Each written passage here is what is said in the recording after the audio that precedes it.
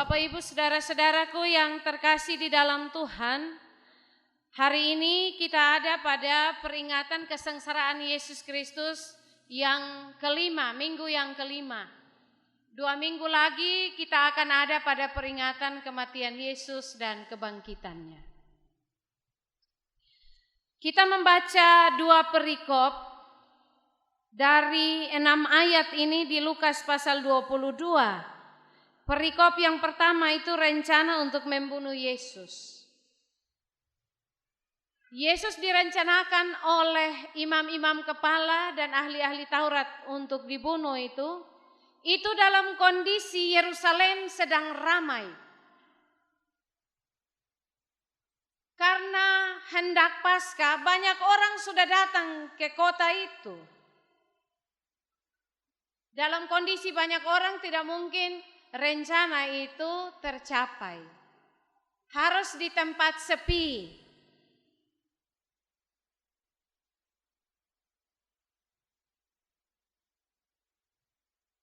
Maka iblis masuk ke dalam diri Yudas. Lalu Yudas dan mereka bersepakat untuk membunuh Yesus di tempat sepi. Yesus ditangkap di tempat di mana tidak banyak orang tahu.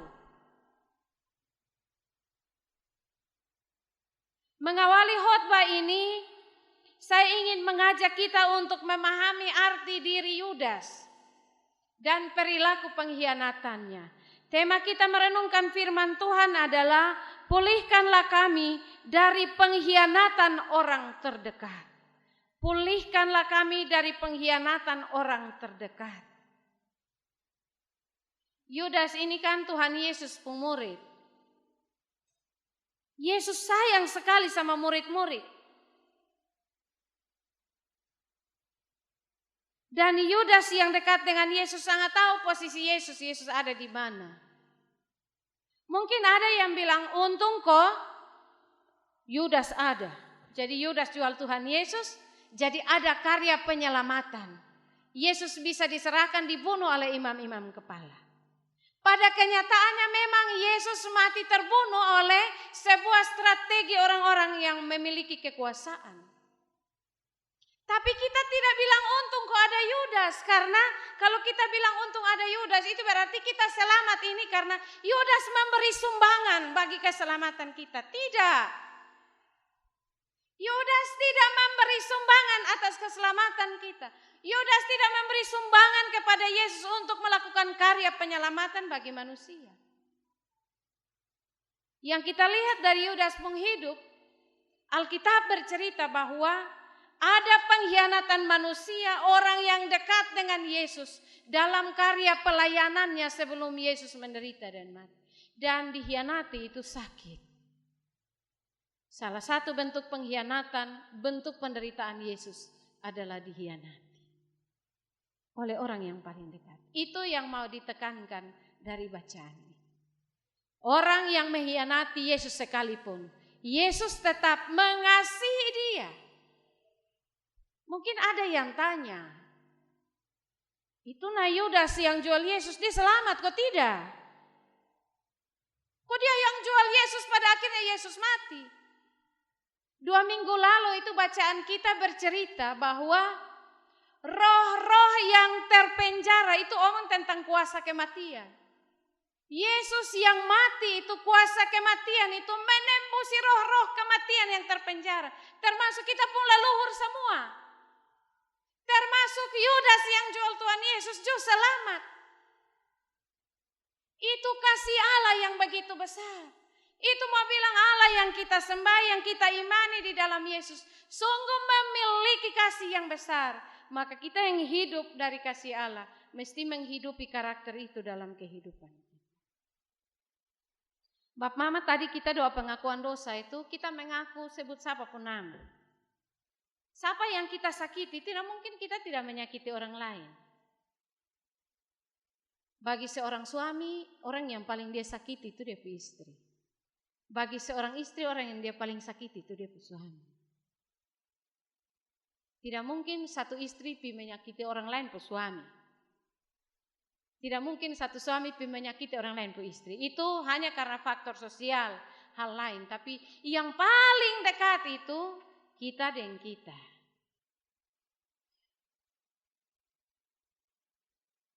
Bapak Ibu saudara-saudara, itu yang saya mau gambarkan tentang kisah Yudas Iskariot. Jadi di Alkitab bilang Yudas yang disebut Iskariot. Iskariot itu yang artinya pengkhianat. Jadi Iskariot itu yang dia punya nama pengkhianat. Sifat pengkhianat yang disebut Iskariot. Jadi jangan kita suka nama satu bilang lu sama kayak Yudas. Bukan. Iskariot ya pengkhianat. Dia punya karakter berkhianat itu yang disebut Iskariot. Saudara-saudara yang terkasih dalam Tuhan, hari ini merenungkan firman Tuhan ini kita mungkin pernah dengar. Tidak ada kawan abadi, tidak ada sahabat abadi, tidak ada lawan abadi. Yang ada adalah kepentingan abadi. Kepentingan abadi. Jadi karena dong satu kepentingan, dong bisa kerjasama sekalipun setelah itu dong hancur lagi. Tahu sebelum itu mereka tidak pernah bersama. Contoh, kita berhabis pemilihan legislatif, presiden. Oh, tim sukses itu tidak semua orang yang sama. Sebelum itu, tapi karena dong pun calon semua sama, maka dong bisa kerjasama. Itu berarti karena kepentingan mereka sama.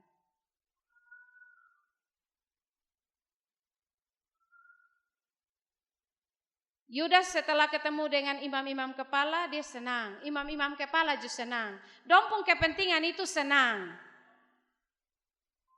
Jadi imam-imam bilang baik, so kita dapat orang dalam, kau bisa kasih tunjuk kita bab tua tidur di mana, kau kita pitangkap. Yudas bilang baik, so saya dapat uang tambah.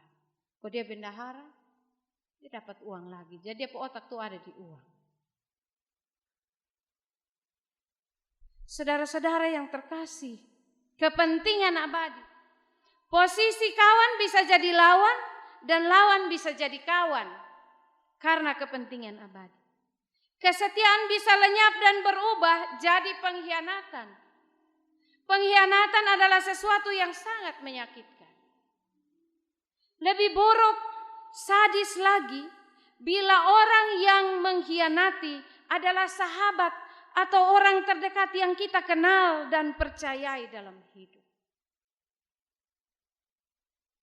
Kita tiap hari sama-sama, ternyata lo yang bikin rusak saya. Tapi ingat, ini tema ini bukan pulang kau bilang, Mam Tua bilang di bab tua, bilang bab tua, awas kau jadi pengkhianat buat saya. Mam Tua, awas kau jadi pengkhianat buat saya. Tidak untuk itu. Kisah yang kita baca ini merupakan penderitaan Yesus karena pengkhianatan Yudas. Yang menyedihkan adalah Yesus diserahkan justru oleh murid Yesus sendiri. Orang terdekat yang mestinya melindungi malah menikam dari belakang. Ini sama seperti musuh dalam selimut atau duri dalam daging. Di hadapan Yesus dia berlaku sebagai sahabat, bahkan murid yang baik. Tetapi di belakang dia siap untuk menikam Yesus.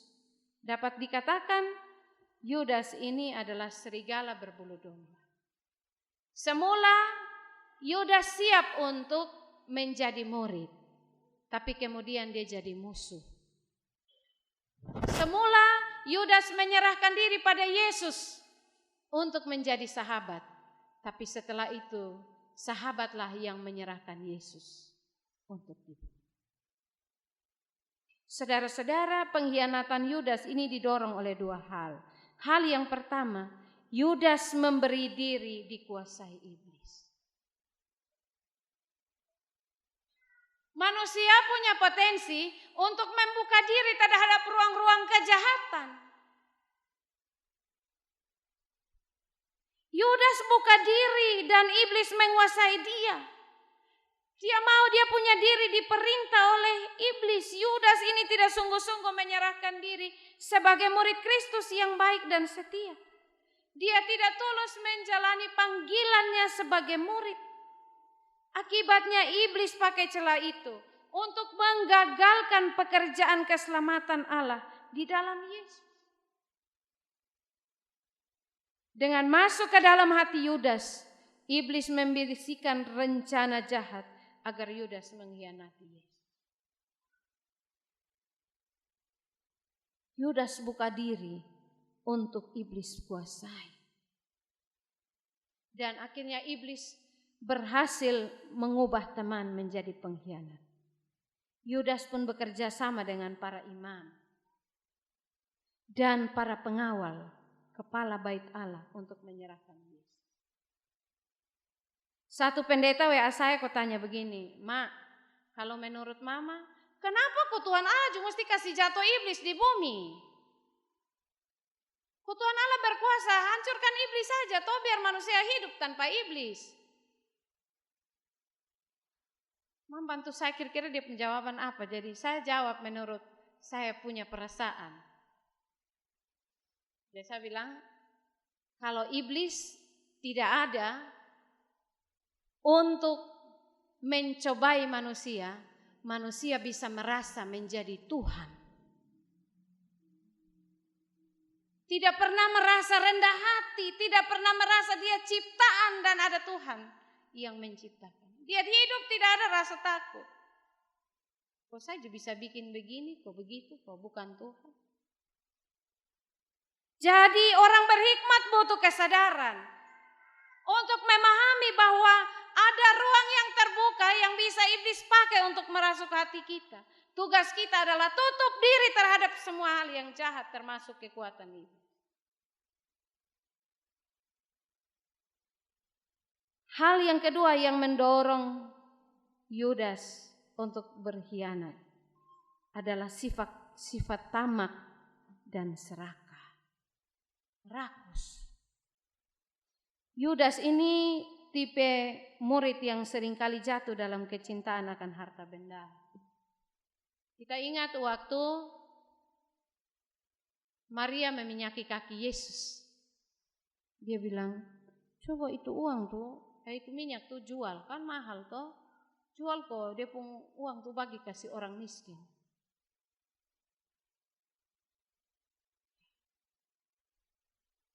Itu yang keluar di dia bibir, yang dia omong tapi beda dengan ada dalam hati. Yang di hati itu dia bilang, "Jual kok dia uang kasih sarko, saya pengen lola keuangan kok."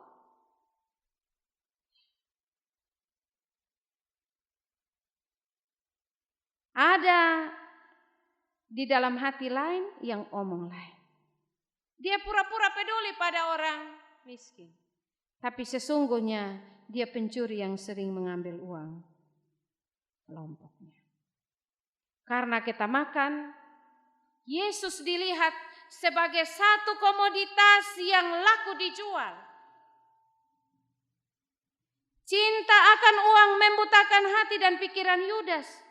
Dia gelap mata dan bersekongkol dengan para imam dan menjual Yesus dengan harga 30 keping perak. Akibatnya Yesus harus menanggung derita dan dihukum mati.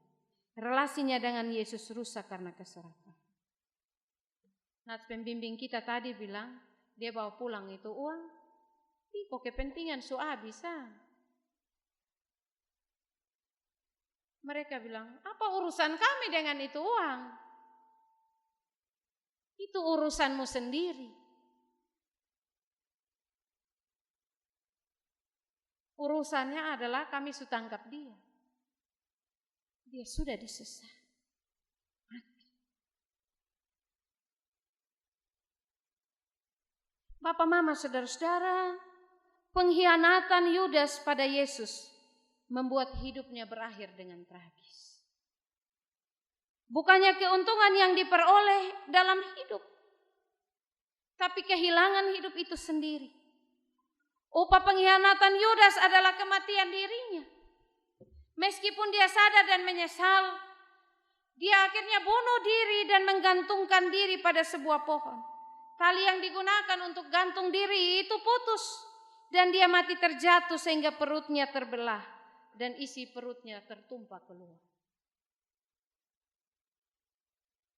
Tindakan ini menjadi bukti bahwa keuntungan materi dengan menggadaikan iman tidak akan melahirkan ketenangan batin dan kepuasan spiritual.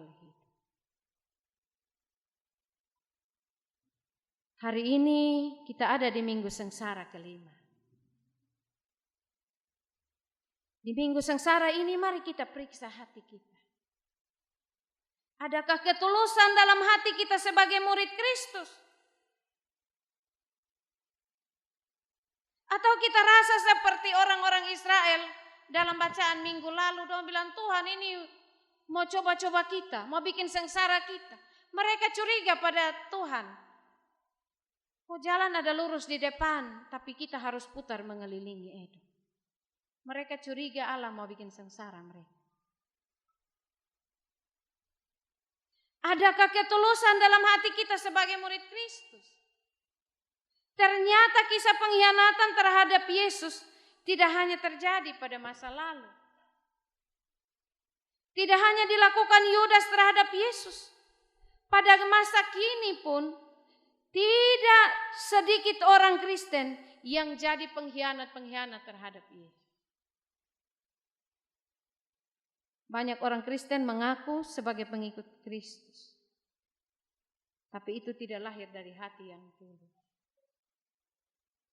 Lain di bibir, lain di hati, lain di pikiran, lain di tindakan. Itu sebab hati dan pikiran jadi celah untuk iblis membisikkan segala rencana jahat yang nampak dalam perilaku pengkhianatan Yesus. Bapak Ibu sekalian, ada yang demi jodoh, karir, uang, pangkat jabatan, kelancaran usaha, demi rasa aman dan tentram, dan masih banyak alasan lain. Yesus bisa dikhianati dan dijual. Bagaikan Yudas yang melihat uang lebih berharga dari Yesus. Hatinya jadi celah iblis sehingga tega mengorbankan guru. Ini juga menjadi peringatan penting untuk kita orang tua. Kadang-kadang bekerja untuk mendapatkan uang lebih banyak. Akhirnya anak-anak kita terabaikan. Itu juga pengkhianatan. Lalu kita pulang, kita mengamuk anak-anak. Karena lu nih yang bapak kerja sampai malam baru pulang. Karena lu nih yang bapak kerja, mama kerja sampai sakit-sakit. Itu iblis masuk di kita puha.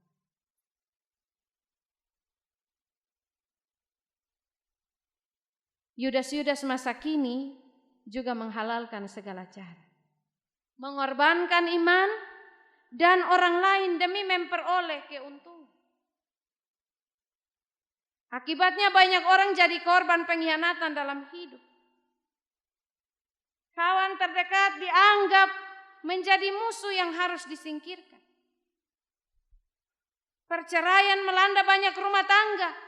Karena suami istri sebagai orang yang Tuhan Allah tetapkan. Sebagai kawan terdekat, sahabat setia. Saling mengkhianati satu dengan yang lain. Melalui persinahan dan macam-macam peristiwa.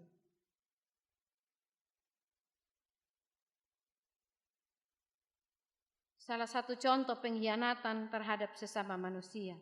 Yang marak di daerah kita di Nusa Tenggara Timur. Itu adalah perdagangan manusia.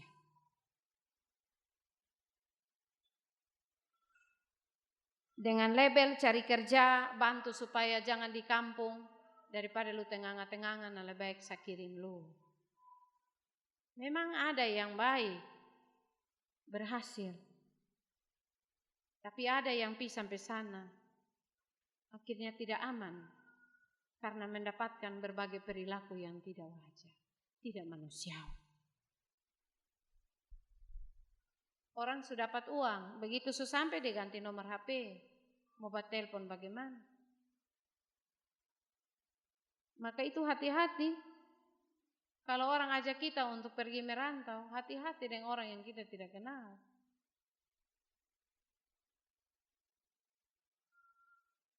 Kita bisa saja celaka.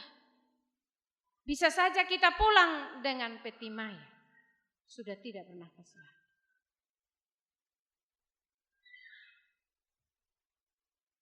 Demi manusia, demi uang, manusia rela dijual oleh sesamanya yang dibungkus dengan kehendak untuk berbuat baik dalam menolong sesama. Iblis menggelapkan hati dan pikiran manusia sehingga dengan tanpa belas kasihan kepada sesamanya, dia menjual untuk dapat keuntungan. Pengkhianatan Yudas ini mengajarkan kita untuk tidak sekedar jadi pengikut Yesus, tapi harus jadi pengikut Kristus yang sungguh-sungguh tulus dan punya tekad untuk bertumbuh dalam pengenalan yang benar akan Yesus Kristus. Menjadi pengikut Yesus tanpa ketulusan dan tekad untuk mengenal Yesus dengan baik dan benar, kita akan gampang goyah. Kita akan tergoda dalam berbagai tawaran dunia yang menggiurkan dan dirasa memberi keuntungan bagi dia. Kalau begitu Bapak Ibu, bagaimana kita berpulih dari pengkhianatan sahabat atau orang terdekat dalam hidup? Omong berpulih ini bukan proses yang gampang. Bukan sekali jadi. Bisa saja orang yang kita omong dia bilang, kalau ini terjadi di lu, pasti lu juga tidak bisa sama ke saya. Butuh waktu. Kita tidak bisa menjadi orang yang intervensi orang dalam kondisi rumah tangga yang memang sangat sulit. Kita hanya bisa menjadi pendengar, cukup jadi pendengar.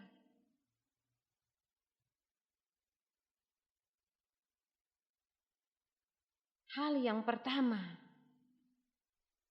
kalau mau berpulih, jangan simpan rasa benci di hati.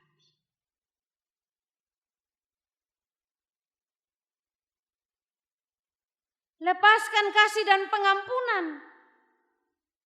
Harus mengakui bahwa memang saya sakit. Orang yang mau berpulih itu harus mulai dari dirinya bahwa memang saya disakiti, sakit sekali. Tapi kalau dia diam-diam, ya itu dia memelihara dendam, memupuk dendam. Harus berani mengaku bahwa saya memang sakit. Jangan simpan rasa benci di hati. Percuma simpan rasa benci dalam hati, sebab akan jadi racun yang membunuh diri kita. Pilih jalan pengampunan. Melepaskan pengampunan sebenarnya menolong kita berpulih dari luka batin. Karena pengkhianatan dalam hidup. Melepaskan pengampunan membuat hati dan pikiran kita bebas dari penjara benci, dendam, dan rasa sakit yang bersarang dalam diri. Itu hal yang pertama. Jangan simpan rasa benci di hati. Hal yang kedua, tolak semua hal yang jahat. Kalau ada ruang iblis untuk mencobai kita, cepatlah kenal bahwa itu tindakan iblis. Iblis itu punya rencana untuk mencerai-beraikan manusia, membuat manusia bisa tidak adil, membuat manusia bisa jadi orang yang tamak, membuat manusia bisa menjadi sombong, bisa menjadi orang yang mengkhianati sesama. Itu peristiwa iblis. Tolak semua hal yang jahat. Ingat untuk rendahkan diri di hadapan Tuhan bahwa Tuhan Allah menolong kita. Jangan tergoda oleh rayuan yang jahat. Jika kita memiliki ketulusan untuk ikut Yesus sebagai murid, kita bisa melawan segala tipu muslihat dunia. Saat iblis melalui orang lain atau kawan terdekat mencoba menyuntik benih-benih kejahatan dalam hati kita, buatlah keputusan untuk menolak godaan. Putuskan bahwa kita mau jadi sahabat yang loyal, yang tidak akan berbohong, tidak akan melukai dan berkhianat. Hal yang ketiga, bagaimana kita bisa berpulih dari pengkhianatan. Sibukkan diri dengan hal-hal positif.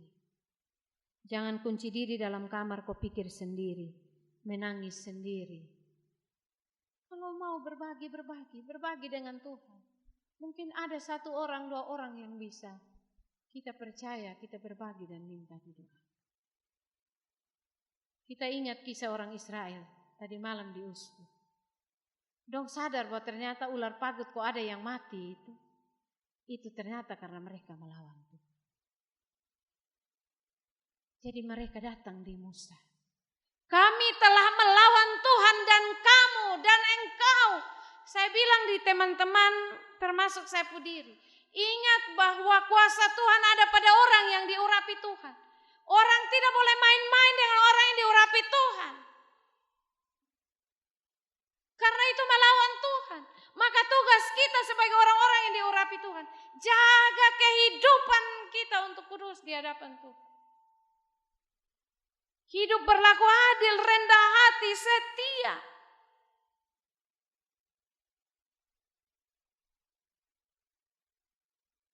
Sibukkan diri dengan hal-hal positif.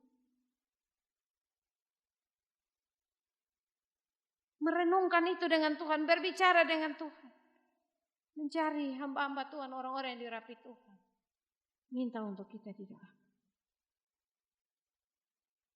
Kesibukan kita melayani Tuhan, melayani sesama, menolong sesama, kita akan bertumbuh secara rohani. Dan kita dihindarkan dari kata, pikiran, hati dan perilaku yang negatif, yang merugikan sesama. Hal yang keempat, berhati-hati dalam memilih sahabat dalam suatu persekutuan. Tidak semua orang mesti tahu siapa kita. Tidak semua orang bisa menjadi tempat kita mencurahkan segala keadaan. Dewasa untuk mengelola hati.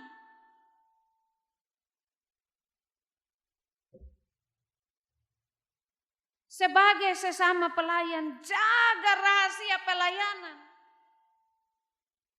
Ingat ke orang datang bawa dia pun pergumulan untuk kita doakan. Cukup kita, dia dan Tuhan yang tahu. Mungkin tembok-tembok yang tidak mampu berbicara. Tapi sekarang ini orang bilang, hati-hati Pak omong, tembok justru bisa mendengar kopi cerita. Hati-hati dalam memilih sahabat.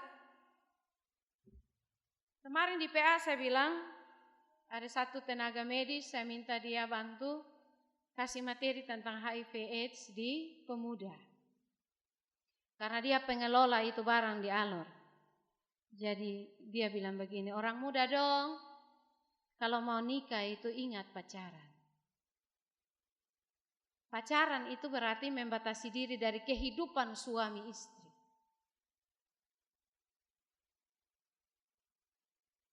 Satu tahun nah baku ajak, surasa baku sayang bilang, baku ajak. Kita dua periksa HIV AIDS kok.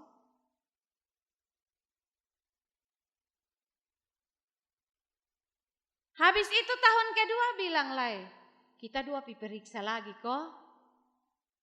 Perlu, butuh itu. Dia bercerita memang ada orang yang setelah tahu dia punya pasangan, karena dia sangat mencintai, dia bilang saya siap menikah dengan dia. Tapi ada orang yang bilang, kita cukup sampai di sini. Hati-hati memilih sahabat untuk hidup bersama, bahkan ada dalam satu persekutuan.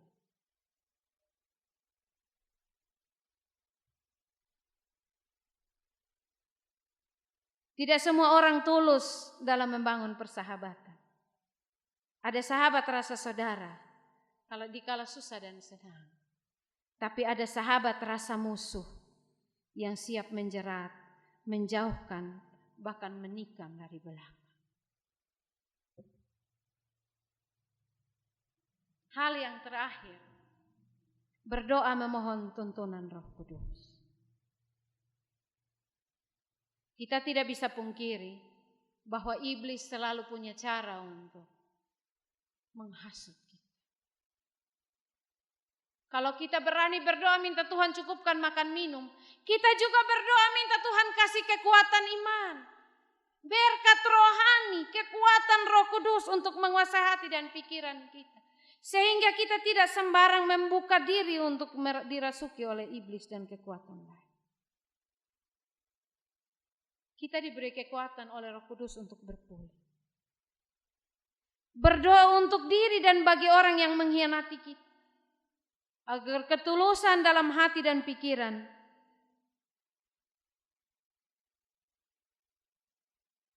menolong kita menjalani hidup sebagai murid Kristus. Agar kita mencintai Yesus lebih dari segala-galanya. Sebab apa gunanya memperoleh isi dunia, tapi kita kehilangan nyawa. Sama seperti Yudas. Dia sebiasa kelola uang. Dia lihat semua hal itu uang. Termasuk dia lihat Yesus juga menjadi uang.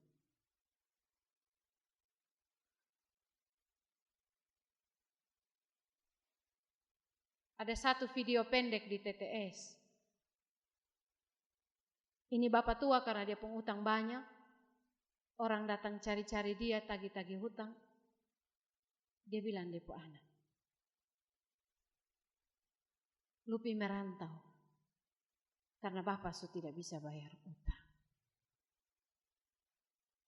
Ini anak masih sekolah. Itu video dalam bahasa Timor Soe. Ini anak bilang, saya tidak mau. Saya mau sekolah.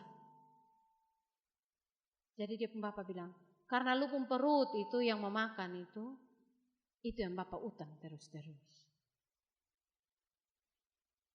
Jadi dia bukan lihat dia pun anak sebagai darah daging yang harus berkembang, tapi dia lihat dia pun anak sebagai uang. Karena kalau pisana, dia bukan hanya bisa berutang terus, tapi dia pun anak itu bisa kirim uang terus-terus untuk dia bikin sesuatu yang bikin dia hati senang. Apa gunanya memperoleh isi dunia, tapi kita kehilangannya. Kita kehilangan kemanusiaan. Yudas mula-mula dia pikir ini uang, tapi habis itu dia menyesal dan dia mati. Musibah yang menimpa Yudas ini sebuah pengajaran agar kita mengikuti Yesus. Kita harus fokus pada harta rohani, bukan harta duniawi yang nanti membawa kita pada kebinasaan. Apapun masalah kita hari ini, kira-kira ini yang bisa menolong kita berpulih.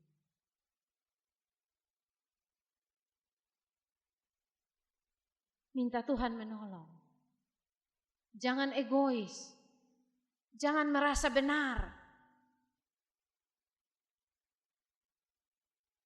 Merendahkan diri, mengaku kesalahan dan dosa. Pasti pemulihan itu Tuhan kerjakan bagi kehidupan kita. Selamat menikmati hidup dengan syukur dalam pemulihan Tuhan. Biarlah firman Tuhan ini memberkati kita. Amin.